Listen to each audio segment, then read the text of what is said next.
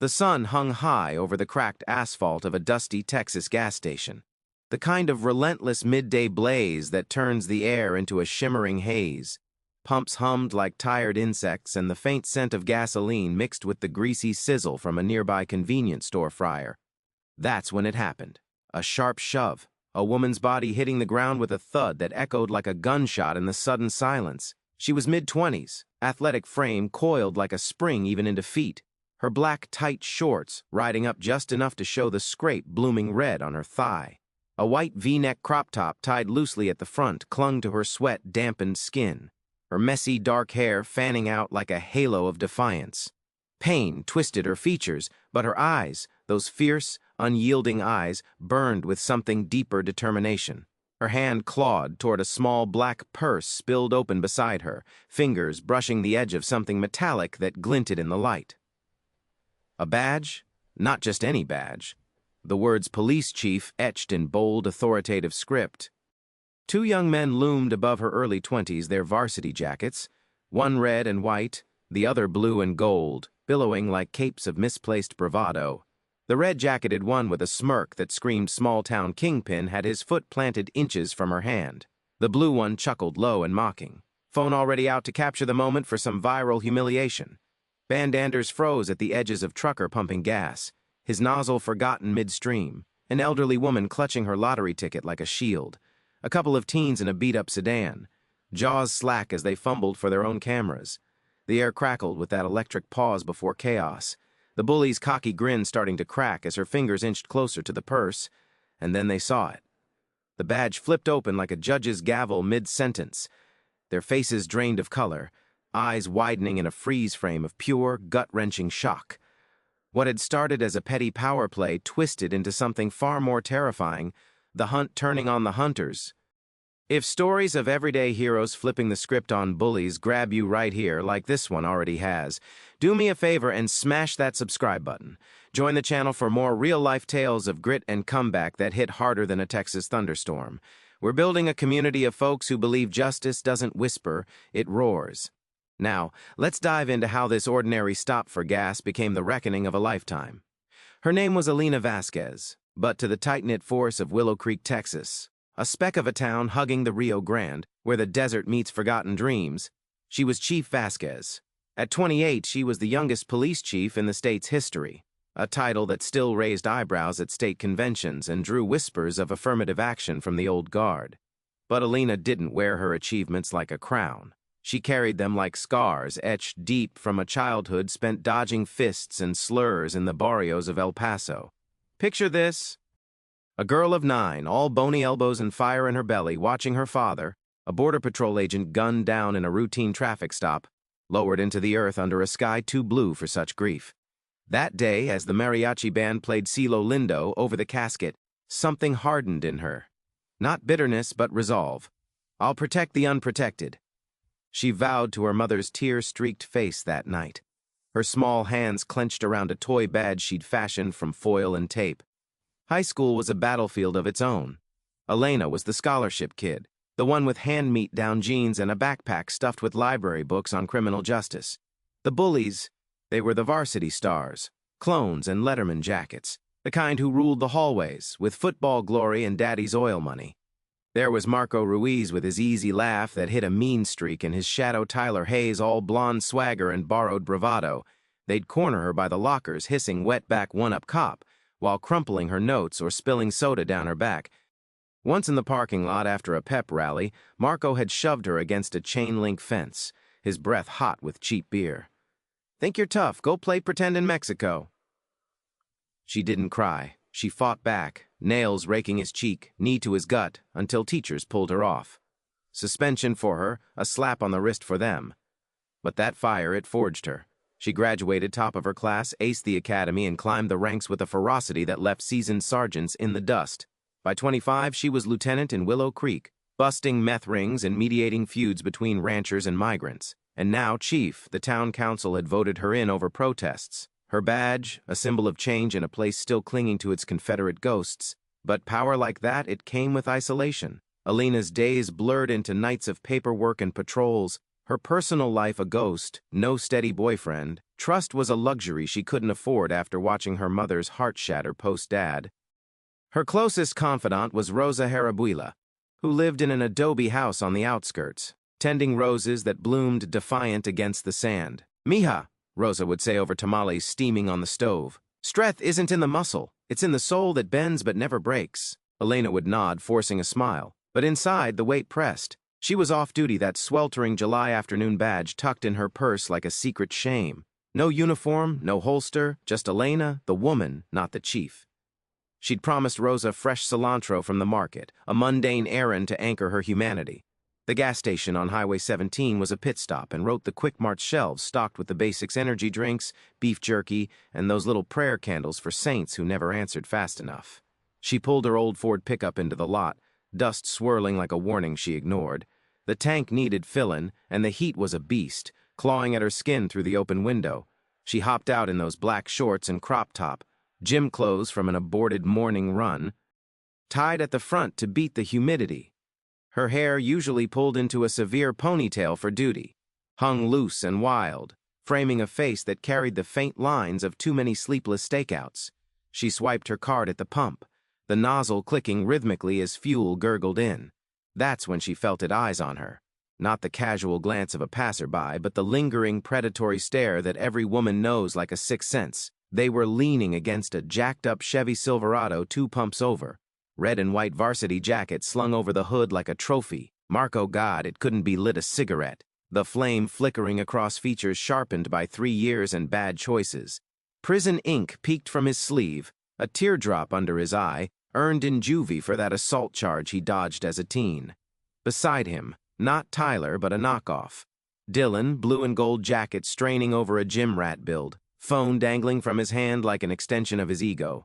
College dropouts both back in Willow Creek after finding themselves in Austin bars and dead-end jobs. Marco's gaze ran up and down, slow and deliberate, that old smirk curling his lip. "Hey, Mommy," he called, voice oily as the spill pooling under her truck. "Need a hand with that? Looks heavy for a little thing like you." Elena stiffened but kept her eyes on the pump. Deep breaths, she told herself. Off duty didn't mean off alert.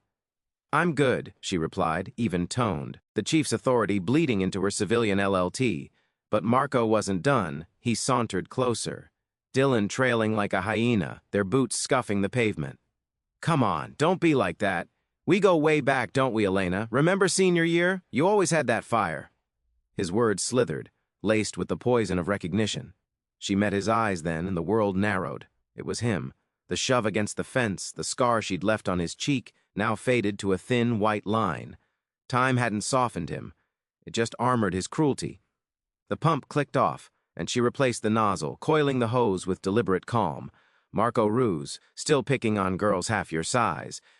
Her voice was still wrapped in silk, but inside her pulse thundered. Flashback hit like a gut punch. The locker room taunts the way he'd laughed as her books scattered. Dylan snorted, circling to her other side. "Damn, she knows you, bro. What's the beef?" Marco's grin widened predatory. "Just an old flame that burned too hot. Think she's hot now, huh? Cop or something." He stepped closer, invading her space, the cigarette smoke curling between them like a threat. "Bet you pull over speeders in that getup looking for tips." Bystanders stirred now. The trucker pausing his wipe down of the windshield, the elderly woman edging toward the store door. Alina's hand twitched toward her purse on the truck's bench seat, but she held back. "De-escalate. That's what the academy drilled. Walk away, Marco. This isn't high school." But he laughed, a bark that drew Dylan's echo. "High school. This is real life.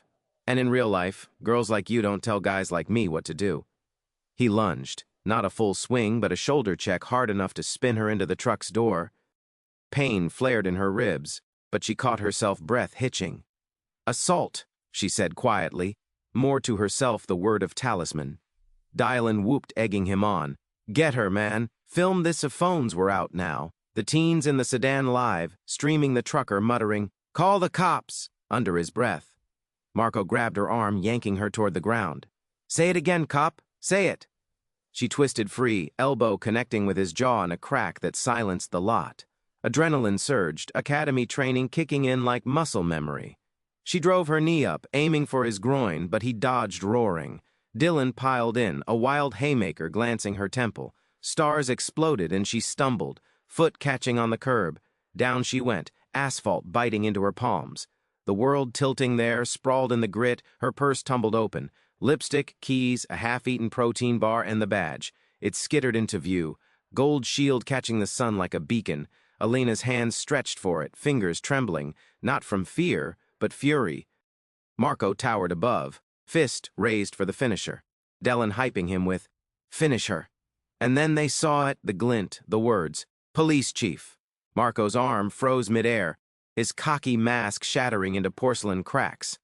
Dylan's phone slipped from numb fingers, clattering to the ground. The lot held its breath, the trucker's curse hanging unfinished. The elderly woman's gasp slicing the tension. The standers' faces shifted, shocked to awe. Phones now trained not on humiliation, but vindication. Time stretched elastic and cruel. Marco's mouth worked soundlessly, eyes darting from the badge to her face. The girl he tormented now, the woman who'd eclipsed him. "Chief!" The word croaked out, disbelief twisting it ugly. Elena pushed up on one elbow, blood trickling from a split lip, but her voice was thunder. "That's right, Chief Elena Vasquez, Willow Creek PD, and you've just assaulted an officer." On camera, she nodded toward the forest of phones, the live feeds already beaming their folly to the world. Dylan's face went ashen, his blue jacket suddenly too tight like a noose. "We didn't know, man. It was just messing around. Elena's laugh was bitter, laced with the ghosts of old wounds. She snatched the badge, pinning it to her crop top with deliberate slowness. The metal cool against her racing heart. It transformed her. Not just clothes, but presence. The athletic build straightened, the messy hair framing a gaze that pinned them like suspects in interrogation. "You don't get to mess around with anyone, especially not after what you did to me back then. But this is felony territory. Battery on an officer, obstruction. And if that video shows what I think it does, you're looking at hate crime enhancements." Her words weren't shouted, they were measured, each syllable a gavel fall. The trucker stepped forward now, barely frame a wall of solidarity. "I saw it all, Chief. These punks jumped you cold." Marco backed up a step, hands rising in surrender, but his eyes, those eyes betrayed the storm. Panic, yes, but something uglier. Recognition of the power shift. The boy who'd ruled the halls now faced the woman who'd rewritten the rules. "Atlanta, come on, for old times we were kids." She rose fully, brushing gravel from her shorts, the scrape on her thigh a badge of her own. "Kids grow up, Marco. Some of us into protectors, others into this." She gestured at him at the Silverado with its Confederate flag bumper sticker fluttering like a confession. Sirens wailed in the distance. Someone had called it in. The algorithm of small-town justice already spinning. But this wasn't just about cuffs and court dates. As the first patrol car screeched into the lot, lights painting the pumps crimson and blue, Elena felt the weight lift layer by layer. Flashback again. Her father's funeral, the empty chair at prom because no one asked the cops kid. The academy night studying by flashlight to save on bills. Every taunt, every shove, had been a brick in this wall, and now cracking it, not revenge, but reclamation. The officers, her officers, piled out, faces shifting from protocol to pride as they spotted her badge gleaming. "Chief, you okay?" Sergeant Ramirez, a grizzled vet with a mustache like a broom, clapped her shoulder gently. "These the idiots?" She nodded, watching as Marco and Dylan were zip-tied, their jackets askew. Bravado evaporated into sweat-soaked shirts, reddened their rights and bagged that phone evidence. The teens from the sedan approached shilly, one thrusting her device forward. "Chief, we got the whole thing. It's already going viral. FA station chief or something." Elena managed a wry smile, the pain in her ribs a dull throb now viral. The word tasted like vindication. By evening, her phone would buzz with notifications. Shares from Austin to Dallas, comments flooding in. "Queen, that's how you do it." A digital army rallying to her side as the cruisers hauled the bullies away. Marco twisting in the back seat to lock eyes with her one last time. Elena leaned against her truck, the gas fumes now a strangely comforting haze. Rose's voice echoed, "Bend, but never break." She'd bent. Oh, how she'd bent. But here, in the heart of a nowhere town, she stood unbroken. The elderly woman shuffled over, pressing a crumpled tissue into her hand. "Brava, mija, my granddaughter's watching. She'll want to be you." Tears pricked Elena's eyes unbidden, not from pain, but from the ripple, the way one moment could echo, inspiring the next generation to claim their own badges, literal or not. Word spread like wildfire through Willow Creek. That night, the local diner, El Toro, buzzed with retellings over plates of enchiladas and coffee black as midnight. Did you see her face when they spotted that badge? Priceless. The waitress crowd, refilling mugs with a grin that split her lined face. Old man Harg Grove, the rancher who'd grumbled about her appointment, slapped the counter. "Girl's got more balls than half the council. I was wrong." By morning, the story had leaped the county line, picked up by a San Antonio news van that parked crookedly outside the station. Elena, bandaged and briefed, faced the camera with that same determined glint. "It's not about the badge," she said, voice steady despite the mic's glare. "It's about standing up for yourself, for others. Bullies thrive in silence. We roar back." But beneath the triumph, shadows lingered. That evening, alone in her sparse apartment, walls adorned with commendations and a single photo of her dad in uniform. Elena poured a rare glass of tequila, the burn chasing the adrenaline crash.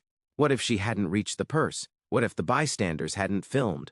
The questions gnawed, a reminder that power was fragile, a badge, just metal without the will behind it. She scrolled the viral clip on her phone, pausing at the freeze frame, her hand outstretched, their faces crumbling. Empowerment, yes, but laced with sorrow for the boys they'd become. Echoes of the ones who'd scarred her youth. Marco's teardrop tattoo. How many regrets did it hold? Dan, the follower. Would this be his wake-up? Justice wasn't tidy, it was a mosaic of mercy and consequence. The fallout unfolded over weeks. A slow burn that kept the town and the nation hooked. Marco and Dan faced charges assault on an officer, a felony carrying up to 10 years. Bail was set high, their families scraping pennies in a courtroom packed with supporters and skeptics. Elena testified not with venom, but precision, detailing the shove, the history, the hate-tinned words that elevated it beyond brawl to bigotry. The judge, a silver-haired woman with eyes like Elena's own, nodded through it all. "This isn't just about today, Ms. Vasquez. It's about patterns. Patterns," the word hung, a thread pulling at the fabric of Willow Creek's underbelly, unchecked machismo, racial undercurrents bubbling since the town's founding as a cattle trail stop. Twists came as they do in life's unscripted dramas. Dan's father turned out to be a councilman, the blue jacket a legacy from his own glory days. Whispers of a plea deal swirled. Greased by backroom handshakes, they're dropping the hate charge. A reporter cornered Elena outside the station, notebook poised like a sword. She met his gaze unflinching. "They can try, but the video doesn't lie, and neither do I." Public outcry surged. Petitions online, hashtags trending at dot. Justice for Chief Vasquez forcing the DA's hand. No deal, full trial. Marco, meanwhile, cracked and holding a jailhouse confession, spilling old sins, including a cold case assault from 5 years back. "I was pissed, man. Life kicked me, so I kicked back." His words, recorded and leaked, humanized him just enough to stir debate, redemption, or deflection. Elena's star rose with the scandal. Invites poured in, text talks on women in law enforcement panels on anti-bullying in rural America. She keynoted at the state capitol.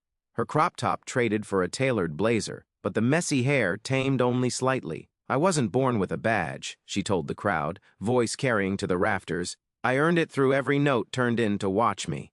Applause thundered, but backstage, Rosa waited with a hug that smelled of lavender and home. "Proud mija, but don't forget to live life."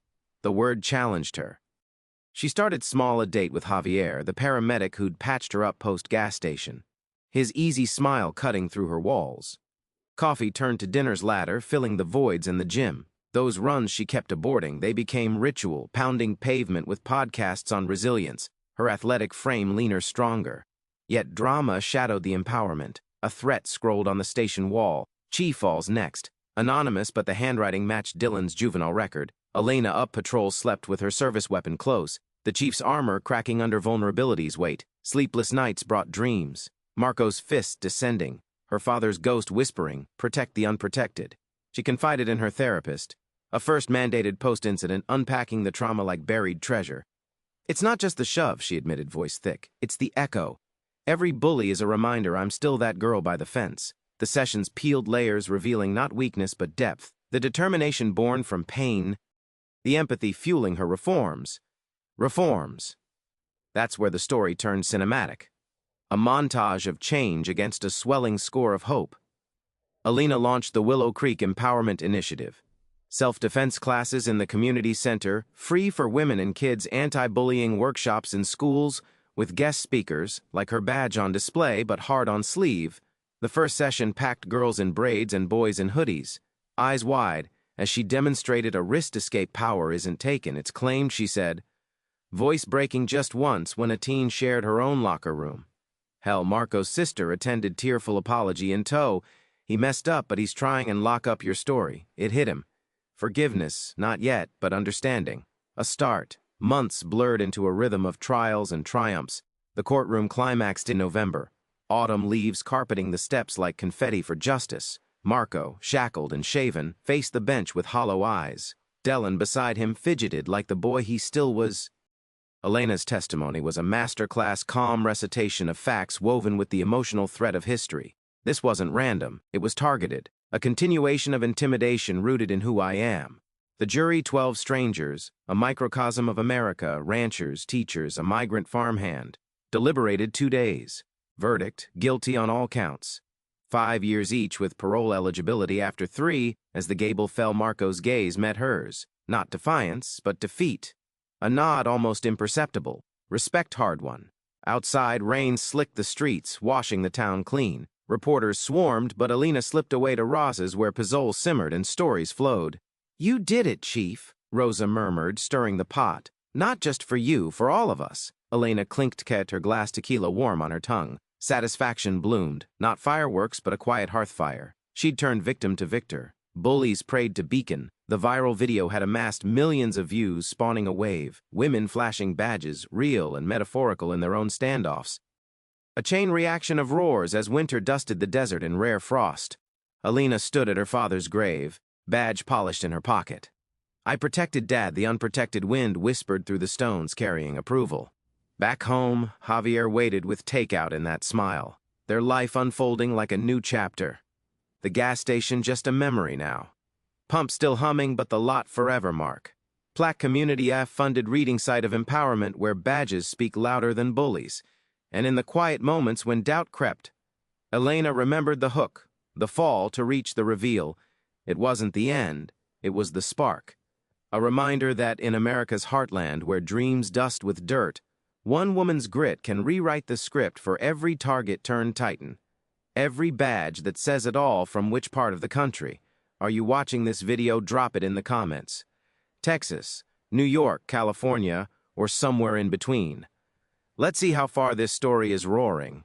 And if it moved you, like, share, subscribe.